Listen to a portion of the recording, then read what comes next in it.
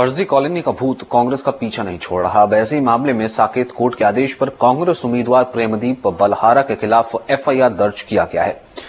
Court के आदेश से जहां कांग्रेस की मुसीबत बढ़ी है, वहीं बीजेपी को बैठे बिठाए मुद्दा मिल गया है। अब देखना यह होगा कि कांग्रेस दागी उम्मीदवार के साथ मैदान में डटी रहती है या फिर उसे अपना नाम वापस लेने को कहती है। न मकान न कोई इंसान, बस दूर दूर तक खाली जमीन। लेकिन क्या आपको मालूम है कि 5 एकड़ में फैली ये खाली जमीन कागजों में एक कॉलोनी की शक्ल में है।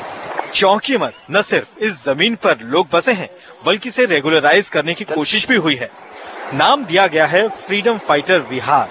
इस फर्जी कॉलोनी को बनाने का आरोप लगा है वार्ड नंबर 173 से कांग्रेस उम्मीदवार प्रेमदीप बलहारा पर। इलाके में लगे ये पोस्टर बता रहे हैं कि कांग्रेस से टिकट हासिल कर प्रेमदीप ने प्रचार भी शुरू कर दिया है, लेकिन अब ये मुश्किल में फंस गए हैं।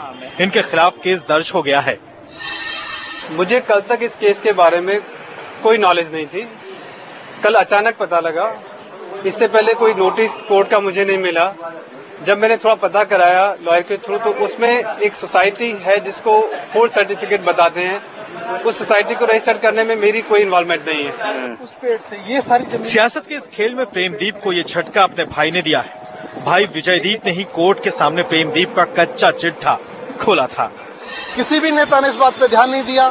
शायद हो सकता है जयप्रकाश अग्रवाल जी ने कोशिश की हो, उन्होंने उसका नाम काट दिया हो, लेकिन उसके बावजूद ऊपर के बड़े नेताओं ने उसको मदद करके रात को नाम को बदल दिया।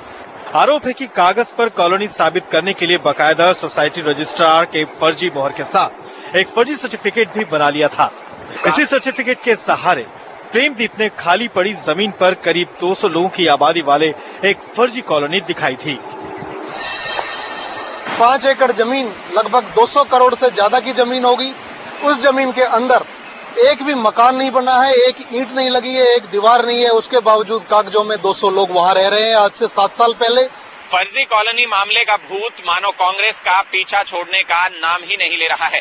पहले भी इस मामले में दिल्ली की कांग्रेस सरकार की खासी फजीहत हुई और अब एमसीडी में चुनाव प्रचार के शुरू होने के साथ ही इसी मामले में कांग्रेस प्रत्याशी के खिलाफ एफआईआर दर्ज करने के मामले ने विपक्ष के हाथों बैठे बिठाए एक मुद्दा दे दिया है।